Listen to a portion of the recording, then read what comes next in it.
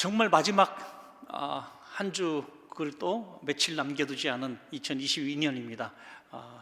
혹시라도 새해 복 많이 받으세요 이런 인사 해보셨습니까? 이제 계속해서 새해 복 많이 받으세요라고 인사하실 텐데 우리 수요일에 오신 분들 처음으로 한번 그런 인사 한번 해봤으면 좋겠습니다. 우리 좌우편에 계신 성도님에게 인사하시는데 새해에는 더 큰 하나님의 은혜가 있으시길 바랍니다 하고 인사하시겠습니다. 아멘. 2022년도 정말 하나님의 은혜가 아니면 이 자리까지 올 수가 없었음을 우리는 고백하고 있습니다. 우리 모두 마찬가지일 줄로 믿습니다. 하나님의 은혜가 있었기 때문에 오늘 우리가 이렇게 건강한 몸으로 예배할 수 있다는 것이죠. 지금도 영상으로 예배하는 많은 성도님들이 또 병상에서 예배하는 성도님도 계시고요. 또 여러 가지 상황 형편 때문에 직장에서 일하시면서 이어폰 이렇게 핸드폰 꽂고 예배하시는 분도 지금 계십니다. 지금 듣고 계신 분 깜짝 놀라시겠죠, 제가 이 말을 해서. 여러 가지 상황 형편 가운데서도 이렇게 예배를 잘 지키시고 오늘 2022년도 마지막 수요예배까지 이렇게 오시게 되었는데 이거 하나님의 은혜로 우리가 부르심 받았고 예배하는 것도 하나님의 은혜로 예배했다는 거죠. 세상의 많은 종교들은 또 어떤 자기가 섬기는 신을 향하여 경외심보다는 두려움으로 섬긴다 그러잖아요. 그래서 그 신한테 혼날까봐 지극정성을 다하고 심지어 자기의 자식까지도 제물로 드리는 이런 참 어처구니 없는 일들을 행하죠. 그런데 우리 하나님은 참 좋으신 하나님인 것 같아요. 우리를 예배의 자리로 부르신 것은 우리를 통해서 하나님이 뭔가 우리를 통해서 받으시기 위하심이 아니라 우리를 복주시기 위해서 예배 자리로 불러주셨다는 것입니다. 여러 가지 상황과 형편이 예배하지 않고는 견딜 수 없는 상황, 기도하지 않고는 견딜 수 없는 상황이었기 때문에 전에 없이 수요일도 나오고 심야도 나오고 새벽도 나오고 막 이러신 분들이 계실 거예요. 그래서 예배로 싸웠고 이 예배 아니면 죽을 것 같고 그랬던 것 같았지만 사실은 그것이 우리에게 향하신 하나님의 특별한 예배자를 부르신 특권이었다는 것입니다. 여러분, 모세는 환상 가운데 이 언약궤를 만들고 그 언약궤 위에 속죄소를 이제 설계를 하게 되죠. 이제 드룹 천사가 날개를 핀 그 모습을 금으로 표현했지만 사실은 환상 가운데 본 것을 표현한 것입니다. 이스라엘 백성 광야 생활 가운데 그들의 중심에 늘 언약궤가 있었지 않습니까? 언약궤 안에는 이제 광야 생활 가운데 하나님이 함께 하셨던 그 증거물 3가지를 담고 있었죠. 그리고 그 언약궤 사이즈와 똑같은 사이즈로 뚜껑을 하나 만들었는데 그 뚜껑이 바로 이 속죄소, 자비의 자리 그런 뜻을 가진 속죄소를 담아서 얹어서 그 속죄소를 통해서 이제 죄사함의 은총을 누리는, 그것을 우리는 은혜의 보좌 이렇게도 설명할 수가 있게 되는 것입니다. 이스라엘에게 만약에 은혜의 보좌가 없었더라면 그들이 광야 생활 가운데 얼마나 하나님의 징계 속에 벌받고 지낼 수밖에 없었을까 하는 생각도 해보게 됩니다. 우리가 2022년도 마지막 수요일을 맞이하고 있는데요, 오늘부터 또 금요 심야 또 이제 성구영신 예배까지 우리가 꼭 해야 될 게 하나가 있습니다. 그것은 우리가 은혜의 보좌, 다시 말해서 은혜의 보좌라고 하니까 굉장히 그냥 평안한 은혜인 것 같지만 사실은 제물과 피가 있고 우리의 회개가 있는 거죠. 그러므로 말미암아 회개가 없는 곳에 죄사함이 없는 것처럼 회개를 통해서 또 우리의 제물을 통해서 그 제물은 예수 그리스도 이름을 의지하는, 그 예수 그리스도 이름을 보혈을 의지하는 그 제물을 가지고 주님 앞에 나올 때에 죄사함의 은혜를 누리고 2023년도 또 새롭게 출발할 수가 있게 된다는 것입니다. 여러분, 그런 상상 한번 해보셨어요? 만약에 그 언약궤를 지금 우리가 발견할 수 있다면, 그리고 그 위에 속죄소 뚜껑을 딱 얹은 그 속죄소가 우리 가운데 있다면 이 강대상 위에 딱 얹혀놓고 죄 지은 사람 이리 나오십시오, 비둘기도 양도 갖고 오십시오 하면서 이렇게 죄사함의 은혜를 누리는 그런 장엄한 예배를 날마다 드리면 얼마나 좋을까, 그런 상상도 해봅니다. 그래서 성배를 찾는다든지 언약궤를 찾는다든지 이런 영화로도 많이 만들어지지 않았습니까? 자, 그런데 여러분, 정말 구약시대에 있었던 그 언약궤 속죄소 뚜껑을 정말 고고학으로 발견했다고 합시다. 그래서 우리 원천교회 이 강대상 위에 딱 올려놓고 갑시다. 자, 이곳에 오면 죄사함 받을 수 있을까요? 이 속죄소 이렇게 만지면은 우리가 죄사함 받을 수 있을까요? 아니라는 것입니다. 모세가 불타는 떨기나무 가운데에 하나님을 만나죠. 너가 선 곳은 거룩한 땅이니 내 발에서 신을 벗으라 라고 했습니다. 모세는 그곳이 하나님이 거하시는 자리로 이제 인식하게 되죠. 그러면 그 다음 날도 매일 그곳에 와서 하나님을 만났을까요? 그렇지 않다는 거죠. 하나님이 찾으시는 것은 속죄소 앞에 모이는 것이 아니라 우리 예배자의 심령이 속죄소가 되기를 원하신다는 것입니다, 여러분. 그래서 한 해를 마감하면서 우리는 우리 심령 가운데, 우리 삶 가운데, 우리의 오늘 기도 가운데에 은혜의 보좌가 있어야 한다는 것입니다. 자, 그래서 우리는 은혜 아니면 살아갈 수가 없다는 존재라는 것을 인식하고 이 수요 예배 때 2가지 기도 제목을 놓고 기도를 한번 해볼까 합니다. 우리가 어떤 은혜를 사모해야 되는가? 속죄소 앞에 서 있는 우리가 어떤 은혜를 사모해야 될 것인가? 첫째는 하나님의 긍휼하심의 은혜를 사모하는 우리의 기도가 되어야 된다는 것입니다. 2 사람이 같이 성전에 올라가서 기도를 하죠. 한 사람은 바리새인이고 한 사람은 세리였습니다. 하나님 관점에서 바라볼 때 누가 더 큰 죄인이고 의인이고 이런 전혀 그렇게 볼 수 없는 똑같은 죄인입니다. 그런데 바리새인은 자기의 의를 계속 자랑하게 해요.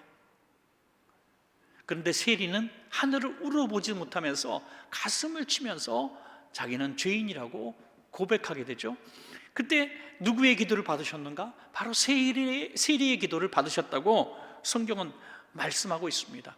자, 그러면 우리가 속죄소 앞에 서고 우리가 은혜의 보좌 앞에 서서 하나님의 긍휼하심을 받기를 원한다면 죄를 많이 져야 될까요? 사실 죄를 많이 짓고 오늘 예배를 오신 분들은 누구보다 은혜를 많이 받을 수는 있어요. 내가 얼마나 큰 죄인인데, 정말 금년에 내가 너무너무 죄를 많이 졌는데 오늘 수요예배 때 또 복에 대한 얘기는 안 하고 회개에 대한 얘기를 하고 있으니 마음에 찔림이 있구나 하면서 불편할 수도 있겠죠. 죄를 많이 짓고 적게 짓는 것이 아니라 내가 죄를 고백하면서 회개하는 사람을 하나님은 받으신다 이거죠. 똑같은 죄인인데 한 사람은 자기 의만 얘기하고 회개하지 않은 바리새인이었고 한 사람은 자기의 죄를 고백하는 죄인이었다는 그런 사실이죠. 우리의 오늘 예배, 속죄소 앞에 있는 예배의 가장 중요한 하나님의 은혜는 내가 죄인입니다라고 고백할 때 주시는 긍휼하심의 은혜인 줄로 믿습니다, 여러분. 마태복음 9장 13절 말씀이죠. 자, 함께 읽어보겠습니다. 시작. 너희는 가서 내가 긍휼을 원하고 제사를 원하지 아니하노라 하신 뜻이 무엇인지 배우라. 나는 의인을 부르러 온 것이 아니요 죄인을 부르러 왔노라 하시니라. 여러분, 죄를 고백하지 않으면 하나님의 긍휼하심을 입을 수가 없습니다. 긍휼의 은혜가 소용이 없다는 거죠.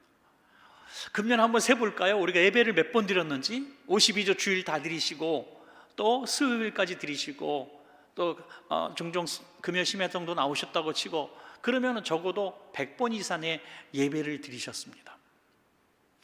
이 100번 이상의 예배를 드리시면서 과연 한번 몇 번 정도 주님의 속죄소 앞에서 나는 주님의 죄사함의 긍휼하심의 은혜가 필요한 사람입니다, 하늘을 우러러 쳐다보지도 못하는 마음으로 주님의 저 십자가를 바라보면서 정말 두렵고 떨림으로 주님 저를 불쌍히 여겨주십시오 라고 주님 앞에 고백하며 예배를 드렸던 적이 몇 번 있었을까? 오늘 성경은 분명히 우리에게 말씀하고 있습니다. 하나님의 긍휼하심을 바라보지 못하고 드리는 예배는 그 예배의 자를 하나님 받지 않으신다는 거죠. 항상 우리가 그래서 항상 우리는 죄를 질 수밖에 없는 존재이기 때문에 이번 주는 내가 죄진 게 생각이 안 나서 주님의 긍휼하심이 필요가 없어, 주님의 속죄소의 은혜가 필요가 없어라고 말할 수 있는 분은 한 분도 안 계실 거예요.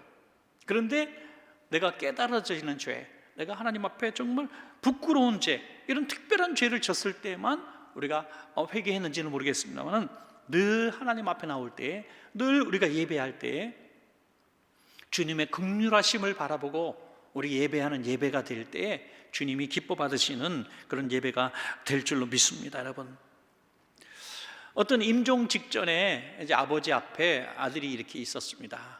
아주 훌륭한 신앙의 3대 가문이죠. 아버지도 아주 신앙을 훌륭한, 교회에서 훌륭한 직분자였고 존경받는 어른입니다. 한 교회를 50년 이상 섬기셨어요. 그 아들도 그 교회를 이어서 또 훌륭한 중직자가 되었습니다. 아버지가 임종하시는데 그 아들 중직자가 얘기합니다. 아버지 참 감사했어요. 아버지가 저에게 신앙을 우리 가정에 물려주셔서 우리 손자들까지 손녀들까지 다 예수 믿게 하시고, 아버님이 교회에서 이렇게 존경받으시니까 또 큰 일도 많이 하시고, 교회에 많이 이런 일도 하시고 저런 일도 하시고, 교회 건축할 때 아버님이 위원장도 맡으시고 막 이런 얘기를 아버지 앞에서 당신은 정말 훌륭한 생애를 사셨습니다, 이렇게 아버지를 막 높여드렸어요. 그랬더니 임종 직전에 있는 아버지가 아주 힘겨운 목소리로, 아들아, 제발 좀 그런 얘기 하지 마라. 제발 좀 그런 얘기 하지 마라. 지금 내가 듣고 싶은 이야기는 내가 죄인인데 예수 그리스도의 보혈로 구원받았다는 얘기를 듣고 싶구나 라고 했다. 여러분, 마음에 울림이 오지 않아요? 교회에서 이런 일도 하고 저런 일도 하고 수만 가지 업적을 쌓아서 교인들이 다 칭송하는 어른으로 주님 나라 들어가는, 입성하는 목전에 서 있는 그 어른이 내가 행했던 모든 일들의 영광과 칭송에 대한 얘기는 전혀 듣고 싶지 않다는 거죠. 나는 죄인인데 예수의 보혈로 내가 구원받았다는, 나 구원받은 사람 맞지? 그 얘기를 좀 해줘라. 그렇게 고백했다는 것입니다. 히브리서 4장 14절에서 15절 말씀이 그 말씀하고 있어요. 그러므로 우리에게 큰 대제사장이 계시니 승천하신 이 곧 하나님의 아들 예수시라. 우리가 믿는 도리를 굳게 잡을지어다. 우리에게 있는 대제사장은 우리의 연약함을 동정하지 못하실 이가 아니요 모든 일에 우리와 똑같이 시험을 받으신 이로되 죄는 없으시니라. 아멘. 그 귀하신 우리 예수님께서 죄가 없음에도 불구하고 그 죄를 다 뒤집어 쓰시고 죽으신 이유가 뭘까요? 긍휼하심 때문이라죠. 긍휼하심이 뭘까요? 그 사전적 의미를 찾아보니까 아주 불쌍히 여겨서 행동하는, 도와주는, 행동으로 도와주는 행위를 이 긍휼하다, 긍휼히 여기다 이렇게 얘기합니다. 실제로 불쌍해 하고 끝난다는 게 아니에요. 우리는 불쌍해 이런 얘기는 많이 하지만 그 불쌍한 사람을 향해서 실제로 뭔가 행동하는 사람, 그 사람이 긍휼하심을 베푸는 사람이라는 거죠. 우리 예수님께서 이 세상 누구도 할 수 없는 긍휼하심을 베풀어 주셨는데 그건 예수님만이 하실 수 있는 일이었다는 거죠. 바로 우리를 위해서 대신 십자가를 지시고 그 보혈을 쏟으셨다는 것이죠. 그것이 주님의 긍휼하심의 위대함이다 하는 거죠. 바울 사도가 에베소를 통해서 고백하는 이 말씀은 참 그 주님의 은혜가 얼마나 큰지 우리에게 보여주는 말씀이기도 합니다. 에베소서 2장 1절에서 5절을 좀 긴 절이지만 제가 한번 읽어드리겠습니다. 그는 허물과 죄로 죽었던 너희를 살리셨도다. 그때 너희는 그 가운데에 행하여 이 세상 풍조를 따르고 공중의 권세 잡은 자를 따랐으니 곧 지금 불순종의 아들들 가운데 역사하는 영이라. 전에는 우리도 다 그 가운데서 우리의 육체의 욕심을 따라 지내며 육체와 마음에 원하는 것을 하여 다른 이들과 같이 본질상 진노의 자녀이었더니 긍휼이 풍성하신 하나님이 우리를 사랑하신 그 큰 사랑을 인하여 허물로 죽은 우리를 그리스도와 함께 살리셨고 너희는 은혜로 구원을 받은 것이라. 아멘. 참 문장이 너무너무 은혜롭지 않습니까? 이 짧은 1절부터 5절까지에 보면 두 번 반복하게 나오는 게 뭐냐면 죽었던 너희 이렇게 나옵니다. 허물과 죄로 죽었던 너희, 이미 죽어버렸다는 거죠. 소망 없다는 거예요. 희망 없다는 겁니다. 뭐 죽기 직전이라면 뭔가 뭐 인공호흡도 하고 뭐 이렇게 하겠지만 이미 죽었다는 거예요. 허물과 죄로. 과거형이죠. 우리는 태어날 때부터 원죄를 안고 태어나고 또 우리 짓는 죄를 통해서 하나님 모르고 살다가 죽을 수밖에 없는, 죄의 포로로 살 수밖에 없는 이 존재죠. 또 과거의 진 죄뿐이 아니라 여기 보니까 또 너희는 이 세상 풍속을 따른 죄인이라는 거예요. 이 세상 풍속을 따라 살아가는, 믿는다고 하면서도 우리는 더 많은 시간을 세상 속에서 살면서 세상 사람들이 갖는 똑같은 생각, 똑같은 가치관, 똑같은 마음을 가지고 그냥 살아가는 거죠. 그리고 교회 왔을 때 조금 은혜를 받고 눈물도 흘리고 깨달음도 있어서 좀 희석되는 같은 그런 마음을 가지는 정도. 그리고 다시 또 세상으로 나가고, 이렇게 육신의 포로로 살아가는, 다시 말해서 육신의 죄의 사슬에서 벗어날 수 없는. 또 뭐라고 나와 있습니까? 너희는 공중의 권세자를, 공중 권세 잡은 자를 따라 살았다. 영적인 포로를 말하고 있어요. 과거에 지은 죄의 포로, 과거의 속박에서 벗어날 수 없는, 감옥에 갇힌 자처럼요. 그건 과거의 일은 우리가 어떻게 해결할 수 없잖아요. 그는 살면서도 현재 육체의 포로, 죄의 포로로 살아갔고, 또 하나 마귀의 포로, 영적인 포로로 살아갔다는 거죠. 도무지 우리는 헤어날 방법이 없는 것입니다. 그런데 어떻게 우리가 구원받았습니까? 에베소서 2장 8절에 우리 같이 한번 읽어보겠습니다. 시작. 너희는 그 은혜에 의하여 믿음으로 말미암아 구원을 받았으니 이것은 너희에게서 난 것이 아니요 하나님의 선물이라. 아멘. 선물이라는 거죠. 여러분, 인간이 죄 때문에 망한 것이 아닙니다. 죄 때문에 구원받지 못한 것이 아니라 주님을 거절했기 때문에 망한 것입니다. 왜? 선물을 거절한 거예요. 선물을. 여러분, 그래서 주님은 이 선물을 다 가지고 오늘도 수요 예배 시간에 여러분들이 기다리고 계셨다는 거죠. 뭐예요? 긍휼하심의 은혜를 베풀 준비, 예수님의 보혈로 우리가 지은 죄를 고백할 때 용서해 주시기 위해서 이 긍휼하심의 선물을 갖고 다 지금 준비하고 계신 거예요. 그런데 우리가 예배를 통해서 주님, 저는 죄인입니다. 과거에 지은 죄, 또 오늘 육신에 따라 지은 죄, 영적으로 범죄한 이 죄들 주님 앞에 내가 고백하오니 주님, 나를 용서해 주십시오. 예수의 피로 나를 구원해 주십시오라고 고백만 하면 오늘 그 선물을 우리에게 주실 줄로 믿습니다. 여러분, 주님의 모든 성경의 기적을 보십시오. 긍휼하심이 없이 일어난 기적이 어디 있습니까? 오병이의 기적도 불쌍히 여겨서, 기진하여 넘어질까 불쌍해서, 모든 질병을 치료하실 때에도 불쌍히 여기셔서, 복음을 증거할 때에도 불쌍히 여기셔서, 오직 그 영혼들을 불쌍히 여기는 마음으로 주님은 기적을 베풀어 주셨습니다. 그러므로 우리 삶에 기적이 있기를 원하십니까, 여러분? 주님의 긍휼하심을 구하십시오. 주님이 우리를 불쌍히 여길 때에 기적이 일어납니다. 많은 분들이 오해하고 있는 부분이 뭐냐면, 내가 열심히 기도하고 금식하고 기도하고 산기도하고 부르짖어 주여 삼창하면서 백날 천날 기도하면 하나님의 그 정성과 지극한 노력을 보시고 기적을 베풀어 줄 줄 아는데 천만의 말씀이에요. 그건 내 공로와 내 의지로 얻는 구원을 바라보는 거죠.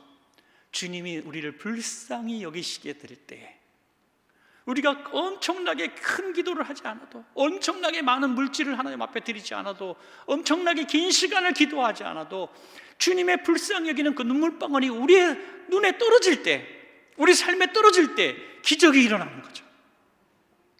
애들이 부모님한테 용돈 받는 방법을 모르는 것 같아. 내가 애들만 모아놓고 특강을 한번 하고 싶어요. 부모님의 마음에 불쌍히 여기는 마음을 갖게 하라. 그러면 용돈을 주시는데, 엄마 용돈 줘요, 왜 이렇게 작게 주세요, 맨날 이러니까 용돈이 좀 적게 나오는 것 같아. 부모는 자식을 불쌍히 여기는 마음이 있거든요. 불쌍히 여기는. 그래서 그 결혼식 주례할 때 보면 부모들이 우는데 왜 우냐 이렇게 바라보니까요, 거의 그런 거예요.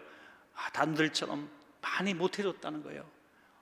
어려웠을 때, 아빠가 사업이 잘 안 돼서 어려울 때, 부도날 때 애를 낳아가지고 애를 참 못 먹였다고 말이죠.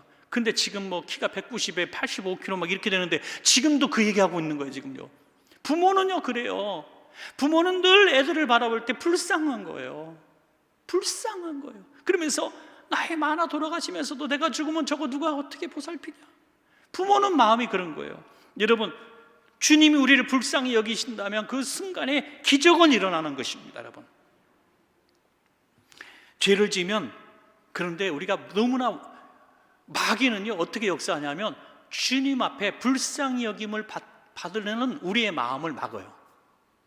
그래서 자기 의를 주장하지 마. 내가 무슨 죄인이야? 죄인은 저 사람이 더 졌는데, 하면서 다른 사람의 죄만 보게 하고 자신이 얼만큼 큰 죄인인지 보지 못하게 완고하게 만든다는 거죠. 히브리서 3장 13절에 오직 오늘이라 일컫는 동안에 매일 피차 권면하여 너희 중에 누구든지 죄의 유혹으로 완고하게 되지 않도록 하라. 완고하게. 여러분, 우리 마음이 아주 부드러운 스폰지처럼 부들부들해져야 합니다. 그래야 주님의 긍휼하심을 받을 수가 있어요. 딱딱한 길가 같은 마음이 되면 회개도 나오지 않고 주님의 불쌍히 여기는 은혜를 받을 수가 없어요. 여러분, 오늘 굉장히 중요한 주님의 은혜를 누리는 비결을 말씀을 드리고 있습니다.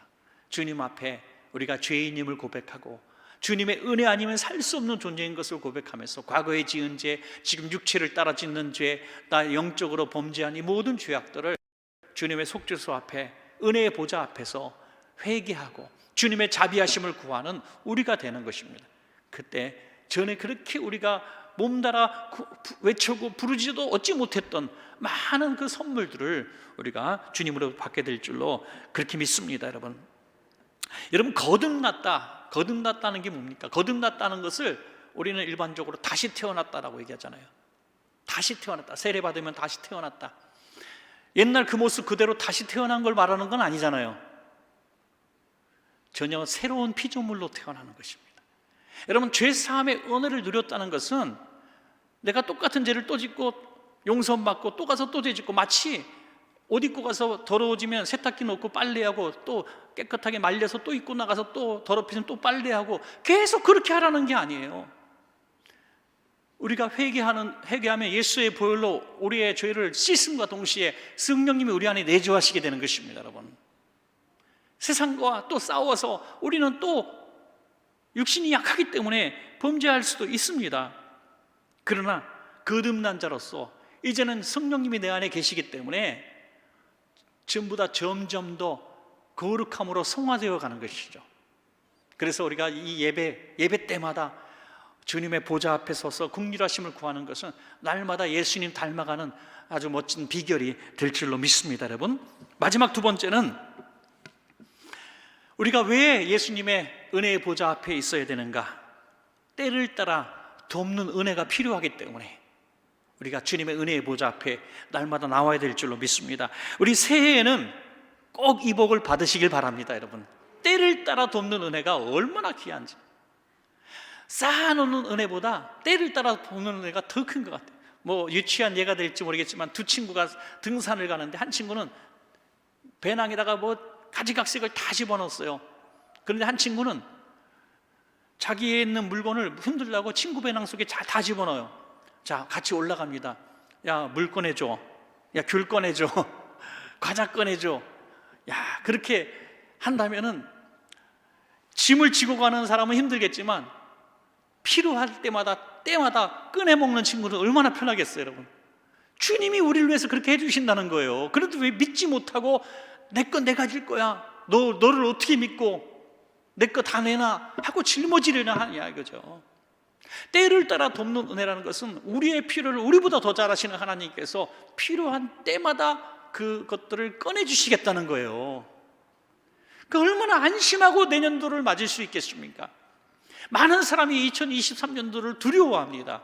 어떤 시대가 올지, 어떻게 될지 불안하고 두렵습니다. 전쟁의 공포가 우리 가운데도 있고요, 또 경제적인 환난도, 또 아이들이 취업하는 문제도, 또 학교 가는 문제도, 또 퇴직하면 어떻게 먹고 살까, 수만 가지 문제들이 올 수도 있습니다. 여러분, 그러나 오늘 우리가 예배 때마다 주님의 은혜의 보좌 앞에 와서 이제 2023년도 모든 예배 때마다 우리 이렇게 기도하는 것입니다. 하나님, 우리는 지금 준비된 것이 없지만은 때를 따라 도우시는 주님의 은혜를 구하옵나니 주여 때를 따라 주의 은혜를 주시옵소서 라고 기도하라는 것입니다. 히브리서 4장 16절 시작. 그러므로 우리는 긍휼하심을 받고 때를 따라 돕는 은혜를 얻기 위하여 은혜의 보좌 앞에 담대히 나아갈 것이니라. 아멘. 여러분, 전화기가 이렇게 있는데 내가 열심히 전화해도 그쪽 전화기가 고장나면 전화를 받을 수가 없습니다. 또 내가 고장나면 상대편 전화기가 멀쩡해도 전화가 되지 않습니다. 두 전화기가 다 온전해야 통화가 되는 것이죠. 그래서 많은 경우 기지국 문제로, 또 전화국 문제로, 전화기 문제로 통화가 안 될 때도 있습니다. 그런데 한 번도 먹통이 되지 않는 기가 막힌 전화를 우리에게 주셨다고 말씀하고 있습니다. 그게 뭐냐? 환난날이라는 거예요. 환난날. 우리의 환난날에 부르짖어 기도하는 것은 어떠한 24시간 먹통 없는 전화가 될 줄로 믿습니다. 여러분, 환난날에 나를 부르라. 시편 50편 15절, 환난날에 나를 부르라. 내가 너를 건지리니 내가 나를 영화롭게 하리로다. 아멘. 여러분, 이 찬스 놓치지 마십시오. 환난날이 오고 고난이 확 왔다고 합시다. 그럼 믿음 있는 성도는요, 아싸, 은혜 받을 찬스, 이렇게 말씀하시는 걸 들어봤습니다. 그 오랜 신앙의 경험을 통해서 지금 기도하는 기도는 하나님이 반드시 들어주신다는 확신이 그분에게 있는 것입니다. 여러분, 그 신앙의 경험을 통해서 환난날에 정말 고통 속에 하나님의 은혜가 아니면 살 수 없는 그 순간에 기도실로 걸어가는 그 발걸음이 너무 행복하다는 거예요. 너무 설렌다는 거예요. 왜? 내가 더 깊이 기도할 수도 있고 하나님이 더 큰 은혜를 주실 것을 그는 경험했고 또 믿기 때문인 것입니다. 여러분, 2023년도 환난아 와라. 내가 하나님 앞에 더 가까이 나가리라. 할렐루야. 질병아 와라. 내가 하나님께 더 가까이 나가리라. 가난이냐 어떤 것도 두려워할 필요가 없는 것입니다. 왜? 내게 주어지는 환난이 크면 클수록 하나님의 은혜가 더 놀랍기 때문인 것입니다. 여러분, 그것이 바로 때를 따라 돕는 은혜라는 거죠. 저는 때를 따라 돕는 은혜를 성경적으로 찾아보면 참 이 사르밧 과부와 엘리야와의 만남처럼 기가 막힌 절묘한 만남이 있을까? 제가 사르밧 여인을 보니까 적어도 몇 가지 정도 불리한 조건을 갖고 있어요. 성경적으로 무명의 과부예요. 전혀 엘리야와 아합 왕의 싸움에 끼어들 조연급도 안 되고 엑스트라급도 안 돼요. 급도 안 되는 사람이 등장을 해요. 주연급으로 등장을 합니다. 또 하나, 이 사는 지역은 우상 숭배지입니다. 도무지 하나님을 알지 못하고 잘한 것도 없어요. 예배드린 사람도 아닙니다. 더구나 이방인이었습니다. 더구나 가난했습니다. 무엇이 있습니까? 내세울 게 뭐가 있습니까? 그런데 그 반대편에는 이 엘리야는 그리 시냇가에서 까마귀가 주는 고기를 먹고 흐르는 시냇물이 마르지 않게 하신 은혜를 가지고 아주 여유로운 휴가를 즐기고 있었습니다. 여러분, 남들은 기근 때문에 고생을 하고 온 아합 왕 때문에 이스라엘이 고통을 받고 있는 그때에도 엘리야는 하나님의 은혜 속에서 아주 휴가를 즐기고 있었어요. 그런데 갑자기 하나님이 그리 시내를 마르게 하시고 까마귀를 휴가 보내주셔가지고 고기를 물어다 주지 않아요. 그리고 어디로 가라고 합니까? 바로 조금 전에 말씀드린 그 말도 안 되고 급도 안 되고 가진 것도 없는 우상 숭배자에 살고 있는 이 사르밧 여인에게 엘리야를 보내는 거죠.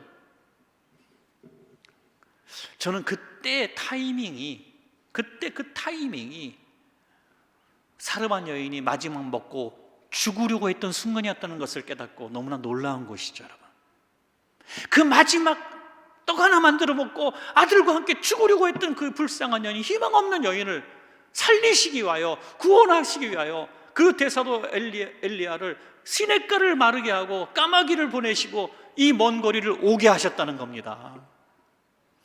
이게 그 타이밍을 놓치지 않는 하나님의 계획 속에 있는 멋진 하나님의 일이었습니다. 그 하나님께서 우리의 하나님이시라는 거죠. 하나님은 절대 늦지 않으십니다. 그러므로 때를 따라 돕는 은혜를 구하는 우리가 될 때 우리는 2023년도 두려움 없이 시작할 수가 있습니다. 그가 이적을 통해서 병의 길이 마르지 않고 통에 가루가 다하지 않고 심지어 아들이 다시 살아나는 역사를 경험하고 난 다음에 어떻게 고백하게 됩니까? 열왕기상 17장 24절에 여인이 엘리야에게 이르되 내가 이자야 당신은 하나님의 사람이시오 당신의 입에 있는 여호와의 말씀이 진실한 줄 아노라. 아멘. 하나님의 때를 따라 돕는 은혜를 통해서 이 기적을 일으키시고 결국 엘리야도 살리시고 또 사르밧 여인도 살리시고 한 사람을 구원하는 귀한 역사예요.